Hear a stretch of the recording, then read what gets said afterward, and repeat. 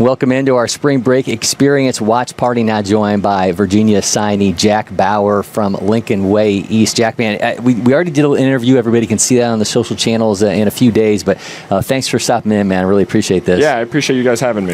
So you haven't been down here in a little while. I mean, you played 17U National Championships last year. Before that, it had been a long time since you've been at LakePoint Sports.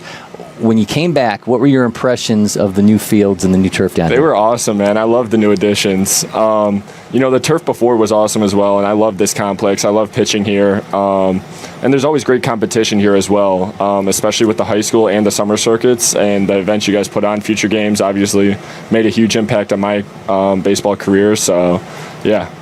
Things getting started for your Lincoln Way East guys as they're taking on Troy right now.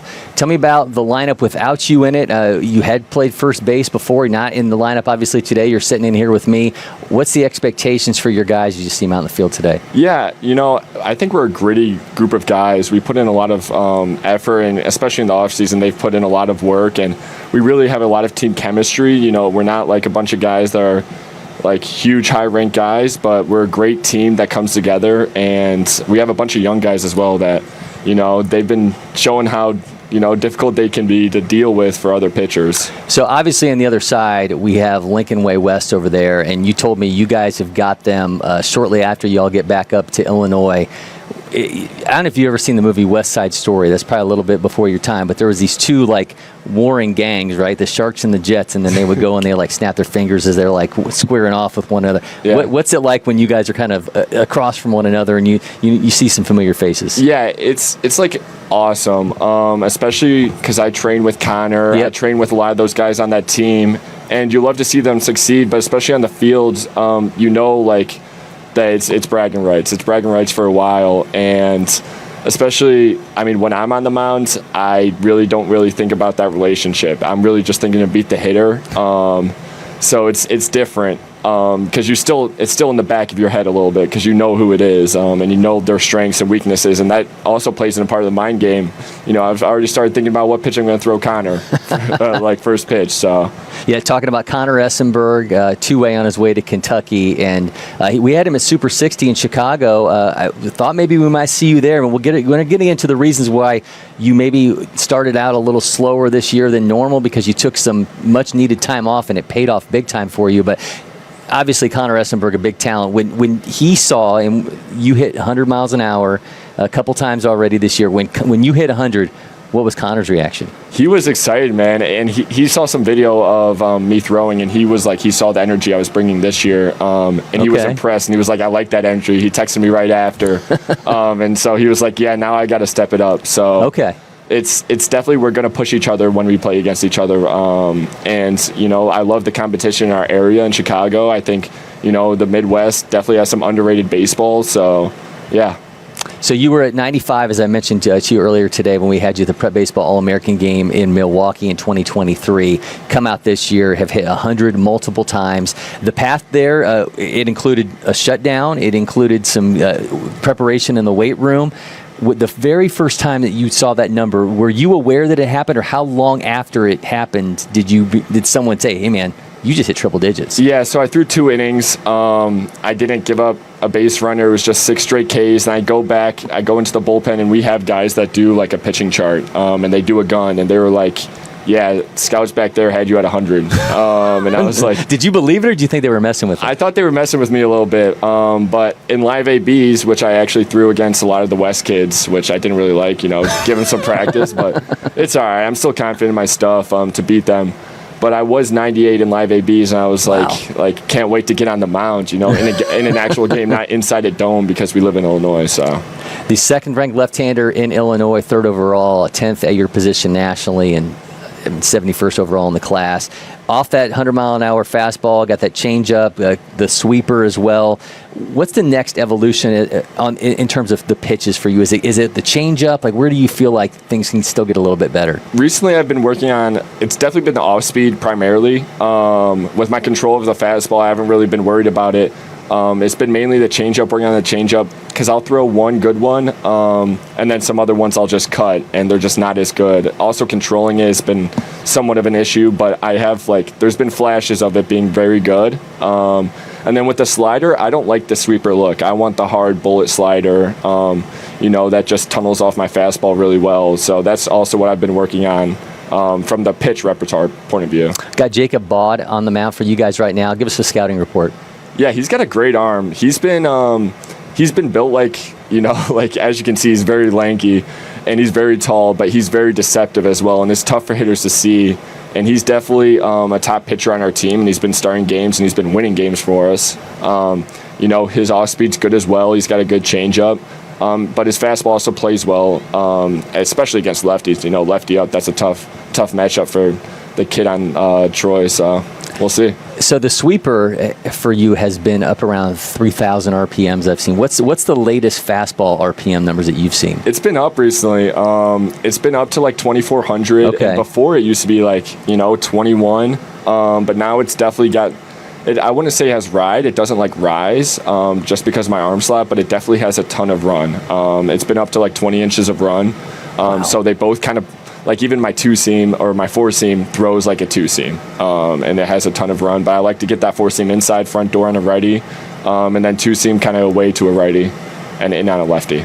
So Bobby Cox, the old Braves manager, he used to say their major league hitter can time a jet. So even if you're throwing 100 miles an hour, obviously the next thing is how much spin can you get on that pitch. So What kind of changes can you even make at this point to try to maybe increase those RPMs a little bit? It's spin efficiency. I don't really mess around with my metrics when I'm pitching that much. I just know my stuff plays already pretty well. Mm-hmm. But when going on to the next level and having those 3 pitches, changeup, slider, fastball, I'm going to need all 3 of them to win a game. And it can't just be fastball, and they just all need to play off each other and sync very well. Yeah, I mean, if you think about the spin numbers, I mean, think about a guy like Mason Miller. He's got like 2,500 on the 4-seam. Paul Skeens averaging 98 on his 4-seam. He's around 2,200. Hunter Green's averaging 96 on the 4-seam with 2,300 spin. Jared Jones, I'm going off StatCast numbers, 97.3 with 2,500. Garrett Crochet at 97.2 is the only lefty that's doing it around 2,500. Only guy getting that done from the left side. So you take what you're offering and doing it with the secondary stuff off that 100-mile-an-hour fastball as a left-hander. You're going to hear a lot of stuff about the MLB draft. And I asked you before the game about the mental side of it and how you compartmentalize and do what you need to get done now. But it's got to be hard not to dream a little bit, right? Yeah. Especially since I've gotten into high school, it's definitely been like, there's a chance to get drafted and go, play the sport I love at the highest level. But once I put that pressure on myself, I know it's not going to go well. So I'm just trying to win each game, have each moment. We have a great team that we love spending time with each other. And the pressure's there, and you see the scouts.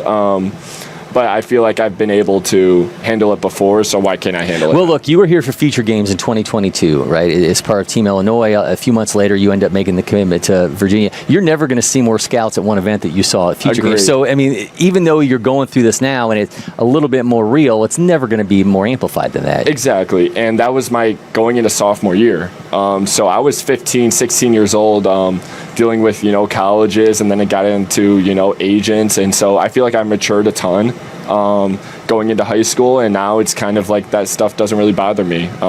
Like I said before the game, it's just playing the sport I love. And, I love pitching. That's the main thing. And I love dominating hitters. I love beating the hitters. I don't like hitters, especially when I'm on the mound. I don't say nice things to hitters, not to their face, but, in my head. But, yeah. How do you flick that switch? Like when you step onto the field, because you're obviously a mild-mannered guy. When you step on the field, what's that mechanism for you to flip the switch? It starts in the preparation. I flip the switch, the night before. I go on a run day before I start. I put in some headphones and I just sprint. And I'm just thinking about and I'm visualizing, my fastball getting in on a hitter, and my slider, in the dirt on a swing. And all that stuff. And just preparation has been huge for me, especially this year, thinking about, going into game one. I felt like there was a lot of pressure because of how I performed last year, and scouts still showing up. So I wanted to, show out, but I didn't want to put an extreme amount of pressure on myself. It was just the preparation all made it easy for me. That one, 99.9 off the bat. Absolute rocket, man. Ooh. So you go out on the run. Do you have a playlist, or like, is there something? Do you always listen to the same stuff? Is it so? Because if you're going to have a routine, there has to be a lot routine about it. So what are you listening to? I'm listening to like the same 5 songs. I listen to like British rap songs. I know it sounds bad. I don't listen to that like on my own usually. But you know, it gets me in the zone.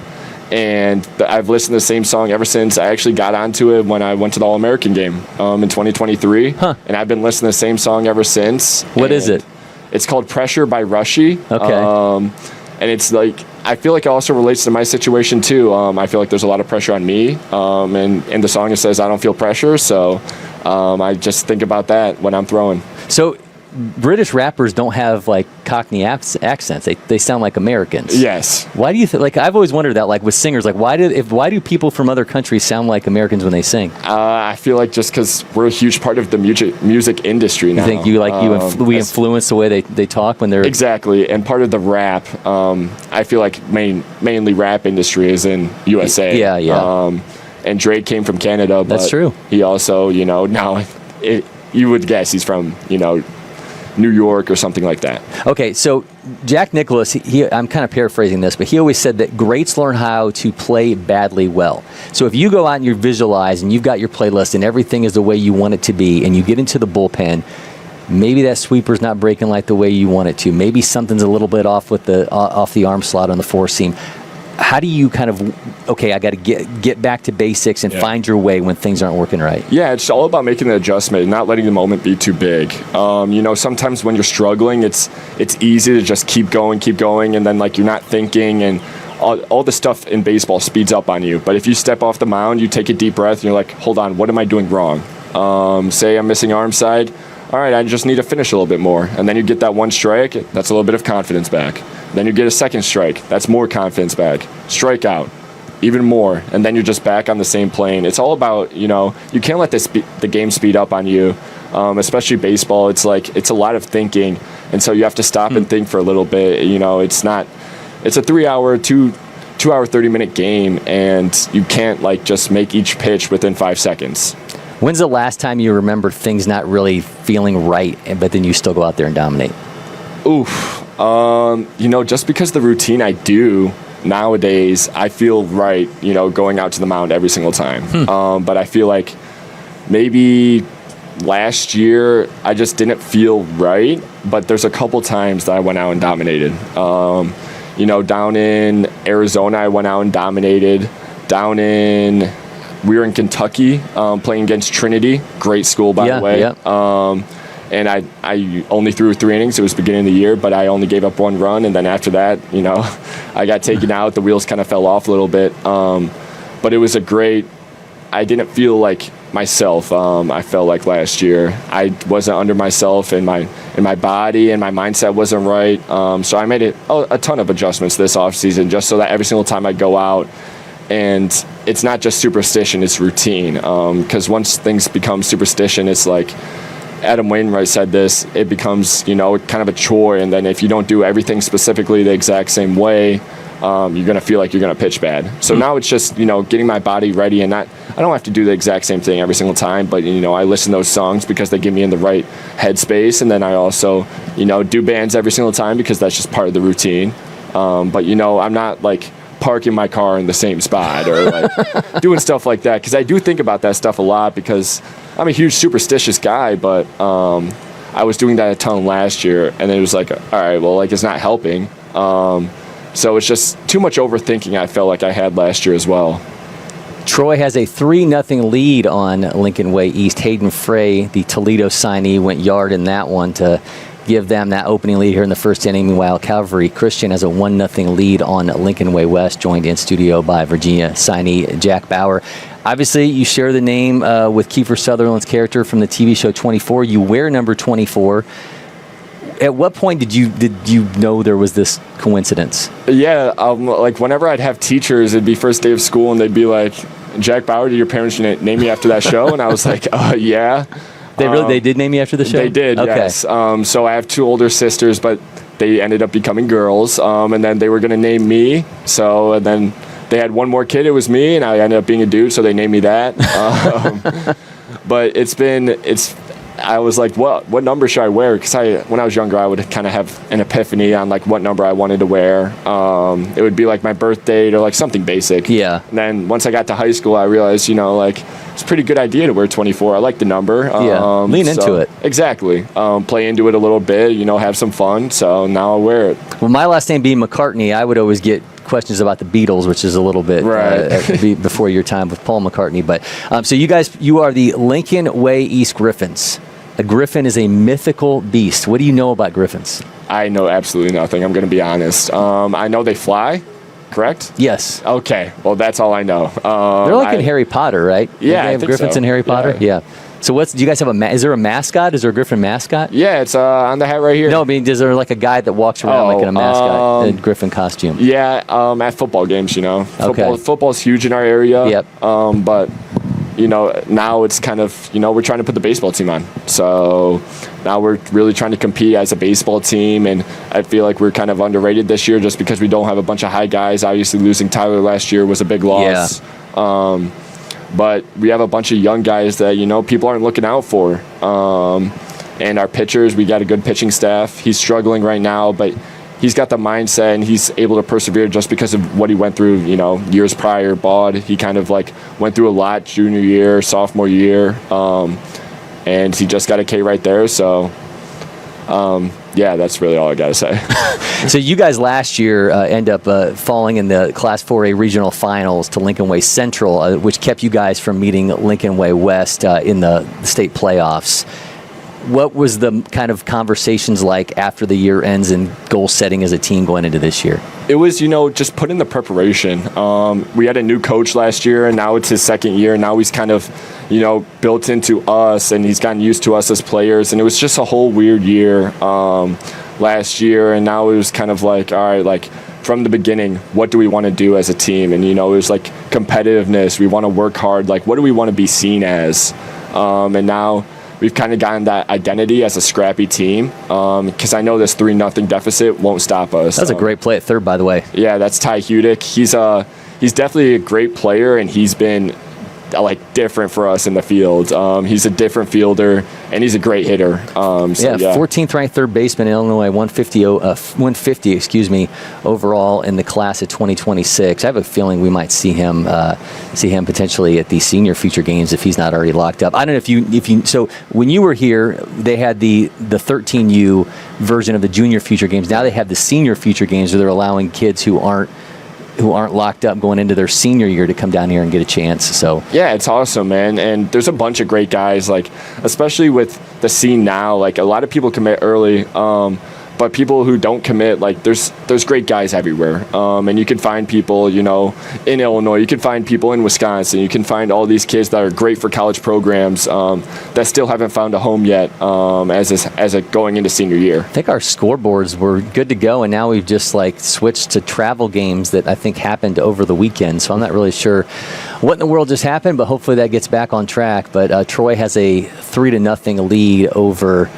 Lincoln Way East and Lincoln Way West. Meanwhile, trails Calvary Christian 1-0 on that other game. This is the second week of the spring break experience. You're expecting to get on the mound tomorrow for Lincoln Way East. Tell me, when are you going to go for a run? When's the whole preparation going to start? That's going on as soon as I get home, as soon as I get back to the hotel. I'm going to, I like to go on my run when it's night, but that's when I'm back home and I know where I'm going. Now I'm going to probably have to run when it's light out and find out, where I'm running because I don't want to, have bad things happen in Georgia because I just don't know this place. But it's not like a jog, it's a sprint. I'm just trying to sweat. How long do you go for? I'd say it's 20 to 30 minutes. So it's a good amount, but it's sprinting and then stopping, sprinting, stopping. Intervals. Yeah, exactly. Okay. So you're going to play Coffee tomorrow at 3:30. So that's the game that you're expected to be on the mound for. Yeah. So what do you know about those guys? I know they're from here. I know all the teams here are good. And then I'll kind of get the scouting report tonight about lefties, righties, batting average. How many doubles did this kid hit? Who's their really overall best hitter, highest contact? I'll find out all that stuff, but it's also, you're not trying to think about it too much, especially on the mound if you're trying to pitch around guys, especially like early in the game. I won't be going far into the game. I'm still on a pitch count, so yeah, I'm just trying to attack every hitter the same. I know my fastball plays well, and I know my off-speed stuff is plus. So just showing fastball early and, hitting in the zone especially is important. So they got 2 Mercer commits, so Division I guys. Michael Strickland, righty, and first baseman, 22nd ranked righty in Georgia. And they got Ben Fussell, who's also a Mercer commit, 3rd ranked shortstop in Georgia. So they do have some dudes. So it's going to be a good opportunity for you to get out there. So when you were coming up as a left-handed pitcher, who did you like? You mentioned Adam Wainwright. Who were those guys that you kind of like gravitated towards when you were trying to figure out what do I want to look like? How do I want to move on the mound? Yeah, when I wanted to, I wouldn't really go after lefties. I feel like this is kind of basic, but as a pitcher, everyone kind of looks to DeGrom. Yeah. And everyone looks at his mechanics, and that's what I've kind of really implemented in my mechanics, but kind of as a left-hander. I feel like I'm kind of built like him. I do have like a pretty big lower body now, especially, but my upper body's, twitchy. So I really try to but put my own little twist on his stuff. Sure. And then lefties, you like watching Clayton Kershaw pitch. I watched him growing up all the time. Did you ever try to throw that 12-6 curve? Gosh, I could not do that just because of my arm slap. But I did throw a slurve last year, and it was too loopy for my liking. It was like 76, and like I said earlier, I want that bullet slider that just plays off my fastball really well. 3-0 lead for Troy over Lincoln Way East. Lincoln Way West trails Calvary Christian 1-0 there in the other game. Jack Bauer in studio with us. So you're on your way to Virginia, and we talked about mental stuff. And was Brandon Geyer at Prep Baseball American Game when you went in 2023? Does the Major League mindset and all that? No, he was not. So we had him here at Feature Games last year. He was at at last year's All-American Game in Miami. He works with Virginia's players and does a lot of mental coaching with them and stuff. So when you got into that side of it, where did you kind of go for lessons on how to visualize and all that stuff? Because it's not like there's a ton of resources out there. So my pitching coach at East, Billy Kopp, he's been great for me. He played in the minors, and he got called up once, and he basically talks huge. He doesn't really mess around with my mechanics. He talks huge on, the game inside the game. And he really put me onto visualization and stuff like that. And also, talking to my agent as well, it was like, only half of it is the physical part. It's the preparation and the mental preparation before that is a huge part of the game. Yeah, they say that the biggest thing isn't what you do pregame or postgame. It's like pitch to pitch, right? Like how do you flush? So how do you flush away failure in game? So we talked about maybe if things aren't good in the pen, how do you change that in game? Guy ropes a rocket triple off of you. How do you then regroup for the next pitch? It's like, stuff like that's going to happen. It's baseball. You're not going to succeed all the time. It's a tough, I feel like it's the toughest game you could play. And the competition's always good. There'll be teams that, just square balls up on you like all the time, and that's happened to me before. And it's like it's tough to keep going, but you want to keep doing your best, and that's the only way you're going to get better. You want to get better if you just go out there and strike everybody out. So being a routine guy, was there like when you were really the superstition side of it, was there like meals and stuff, or like how deep did this thing get? I still have the same meal. I don't even consider that superstition. I feel like that's a feel thing. I have eggs every morning I throw. But when it was superstition, I would park in the same spot. What would happen if someone was in the spot? Oh, it's like I'd park next to it, and then I'd be like, all right, I'm throwing bad today.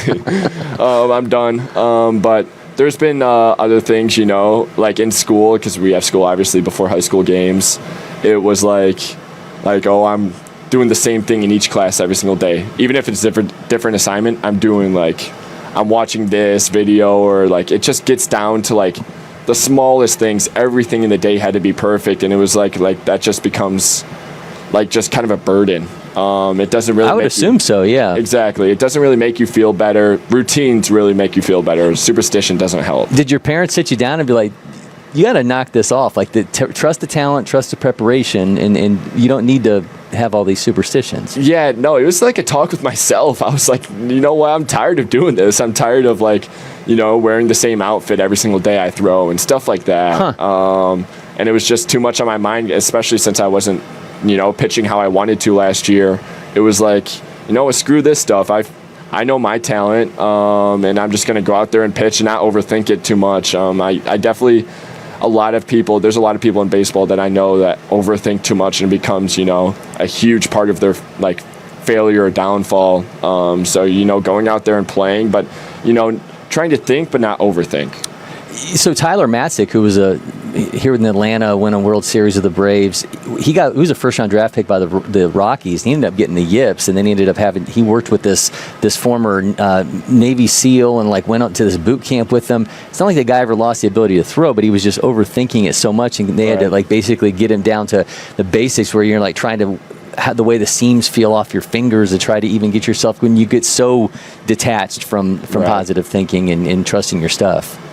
It's like, you know, especially on the mental side of the game, when you're pitching, if you start throwing, this happened to me last year, you know, trying to find the zone and you're saying just throw a strike. That's the hardest time to throw a strike, when you're just telling yourself throw a strike. That's why on 3-2, I honestly try to throw it, you know, almost as hard as I can, because it's just my mechanics and the stuff that I've worked on in the offseason. I know it can, you know, play into the zone, and if I'm thinking throw a strike, I'm probably going to spike it or just leave it up. And it's kind of like in the infield, when you field a ground ball, you don't want to be thinking. And when you're in your motion, you don't want to be thinking, you know, just throw a strike right here. So when you had that conversation with yourself, when you stopped all the superstitions, did you feel like it was a breakthrough for you to kind of just get some weight off of you? Yeah, especially in the off season, you know, I was like, I'm just going to put this work in, and I gained a bunch of weight. And then going into the first game this high school season, I was like, you know, I know how much work I put in. And I saw myself in bullpens, I saw myself in live ABs, and I was like, you know I can, you know, go out and dominate anybody, and I don't need to do all this extra stuff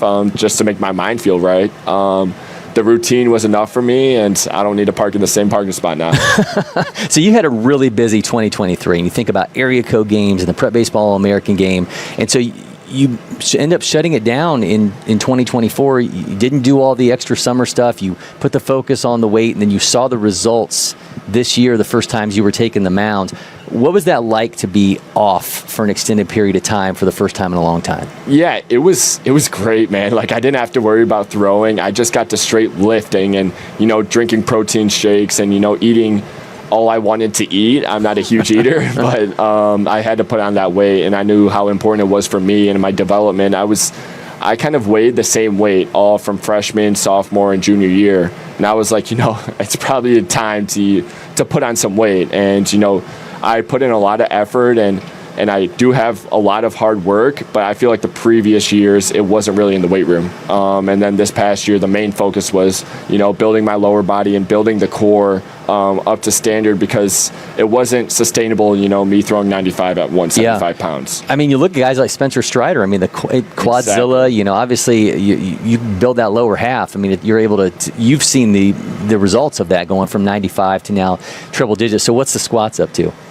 I'm not maxing out, but okay. it would be up to 300 for nice. 5. And my legs are definitely my strongest point. And, you know, it's not just, you know, moving heavy weight. It's also moving heavy weight fast. Functional weight, yes. Yeah. And then also working on explosive work. And, you know, a mix of all of that stuff. I've been, like, thankful for a bunch of great people around me who've been able to, you know, put me into great situations and, you know, just give me the directions, and I just put in the effort. So I don't have to do any thinking about, oh, what lift am I going to do today? So it's just kind of, you know, just go out there and put in the work, and that's what I really focused on this year. So when you're on the road like this, how are you still going to get that work in? So there's a couple of things that I'm going to be missing out on.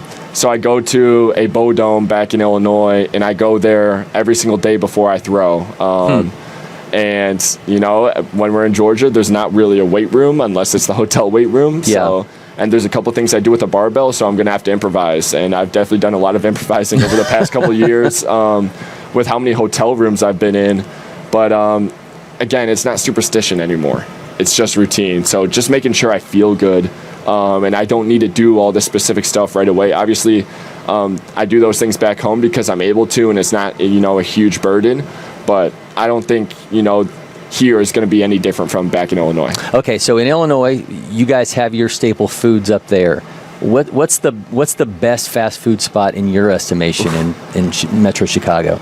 I love Portillo's, man. We're getting Portillo's we're getting a Portillo's just down the road from here. Three exits down. So you ever come back, you'll be able to. It's awesome. So my wife lived in Chicago for time. For her birthday, her mom would actually send it to our house, so we would get the Italian beefs Yes, in the gigantic Italian box on our front porch. So. Yeah, my wife is super stoked about Portillo's being 2 exits down from our house. So. And I also love Culver's. Yeah, there you go. We got Culver's down. There's one down the 75. Okay, yeah. Okay, never mind. Then they're just not Illinois and Wisconsin exclusive. They were in St. Louis as well, and then they started going from Wisconsin out, and then now they're in the South. Yeah, we got one.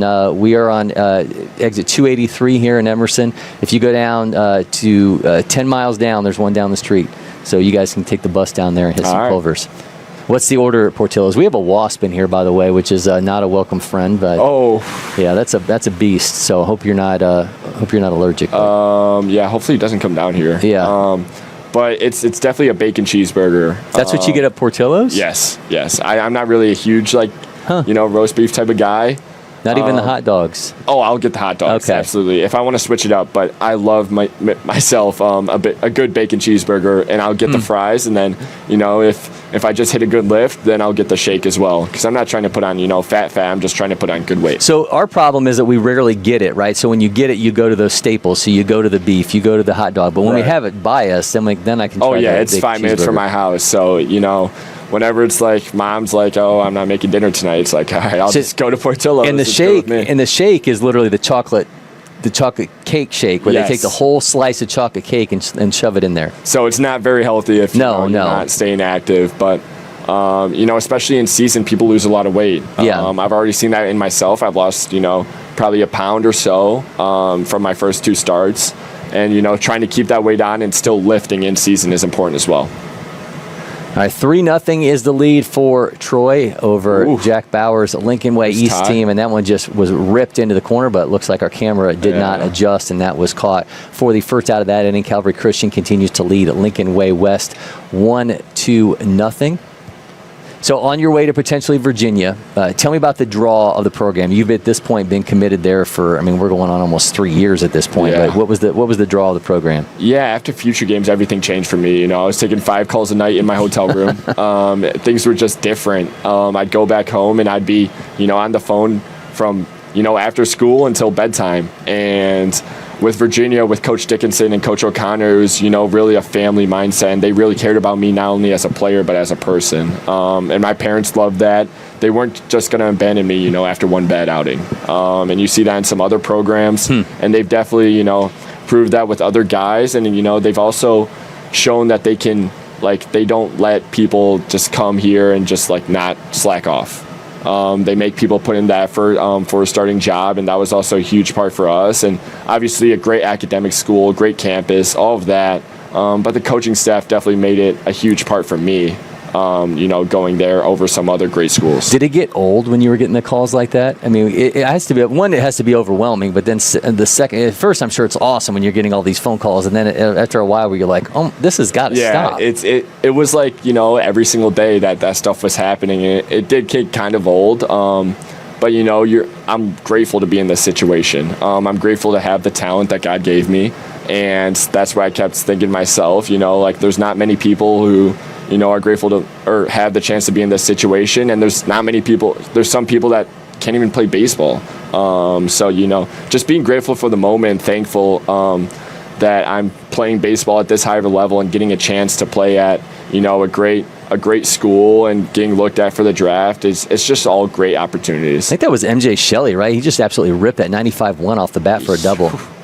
Yeah, he is. He's definitely been a glue guy for us.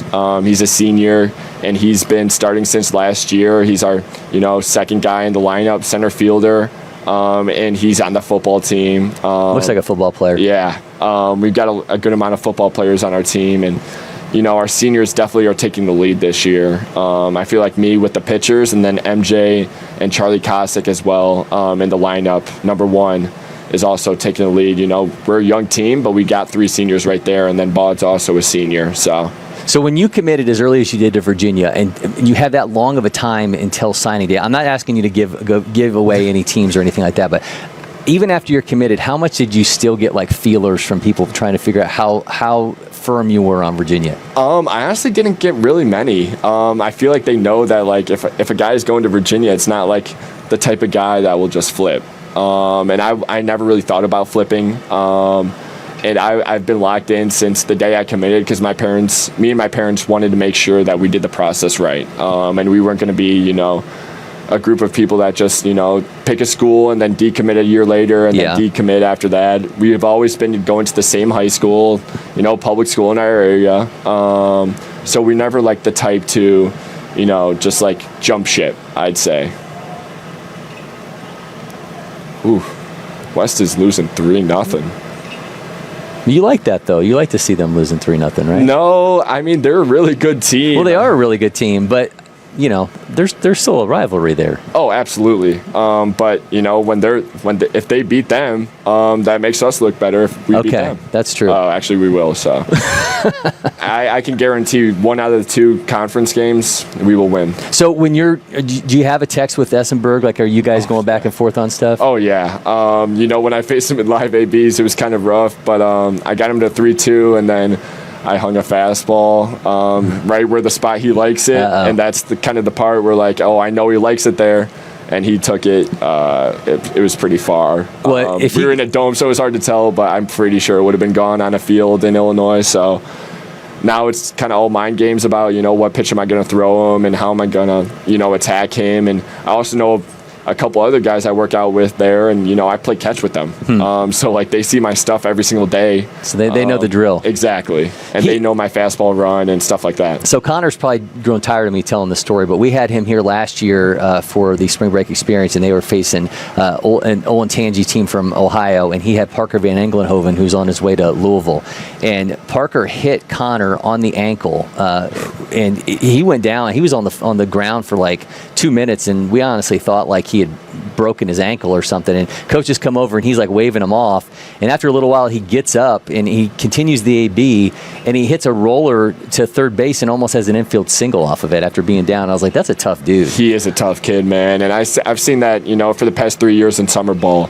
Our families have gotten super close over time, and obviously me and Connor are both lucky enough to get invited to great events like such as USA Baseball, and having him there and not just being the only Illinois kid there, and obviously he lives 10 minutes from my house, so I actually went out to the Super 60 to watch him. Yeah, I saw the picture of you guys together there. To watch them and support them, and they're guys I've grown up with for a while now. So it's great seeing them succeed, and I love watching Connor succeed because it'll make this is something he would say. It'll make me look better, when I hit a bomb off you. So that's what he said when I had my first outing. I was like, okay. I'm not a huge trash talk type of guy, and Connor kind of is. We're kind of like completely on different ends of the spectrum, so I don't kind of entertain. He talks a lot of trash. I don't really entertain it. I'm just like, we'll see on the field. I obviously talked a lot of trash after those live ABs. He's a swag guy, though, like with all the gear and all that stuff. And I talked to him about that at Super 60, and it's like there's just like a different. And he was talking earlier about his aura. He's just on. It's a different level with him. Yeah, he wears that cyan arm sleeve with those gray jerseys, and then the bright orange cleats. I'm not that type of guy. I've got just an arm sleeve. That's really about it. Same color as the jersey, but he's a hitter. It's different. He definitely has swagger in the box, and any pitcher, they can tell that he's a good hitter as soon as he steps up to the box, and it's not just because he's committed to Kentucky, it's because of his confidence in himself. Even if he strikes out like 3 times in a day, that 4th AB, he's still going to go up and, rip one probably.